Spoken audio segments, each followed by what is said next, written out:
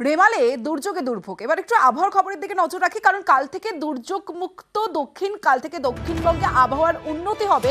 অন্যদিকে উত্তরবঙ্গে কাল থেকে বৃষ্টির পূর্বাভাস, যেমনটা আমরা জানতে পাচ্ছি দক্ষিণবঙ্গে দিনভর বৃষ্টি চলবে আজ, এবং উত্তরবঙ্গে কাল থেকে ভারী বৃষ্টির সতর্কতা জারি করা হয়েছে। শনিবার ভোটের দিন আবার দক্ষিণবঙ্গে বৃষ্টির পূর্বাভাস, যেমনটা আমরা আলিপুর আবহাওয়া দপ্তর সূত্রে জানতে পাচ্ছি।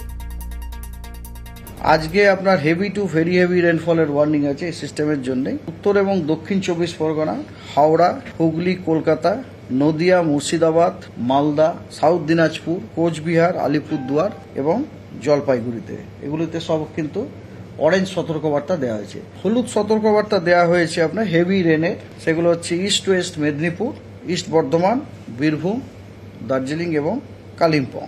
আগামীকাল সাউথ বেঙ্গলের জন্য কোনো সতর্কবার্তা নেই, কিন্তু নর্থ বেঙ্গলের জন্য সতর্কবার্তা আছে হেভি টু ভেরি হেভি রেনফলের জন্য জলপাইগুড়ি, আলিপুরদুয়ার এবং কোচবিহারে, এবং হেভি রেনফলের জন্য সতর্কবার্তা আছে এবং ইয়েলো সতর্কবার্তা, সেটা হচ্ছে দার্জিলিং এবং কালিম্পং।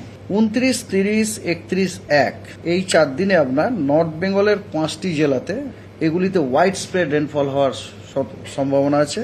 দিনাজপুর 2টি এবং মালদাতে স্ক্যাটার্ড রেনফল হওয়ার সম্ভাবনা আছে, এবং সাউথ বেঙ্গলের সব জেলাতে আইসোলেটেড রেনফল হওয়ার সম্ভাবনা আছে।